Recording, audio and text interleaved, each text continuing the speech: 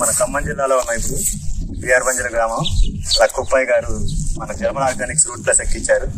మరి వారి అనుభవాల్ని మనతో పంచుకుంటున్నారు. ఎలా ఉందండి? ఇది ఎక్కించినాక బాగుంది. సైడ్ అమ్ముడు పచ్చబడ్డది, సమస్య బాగుంది.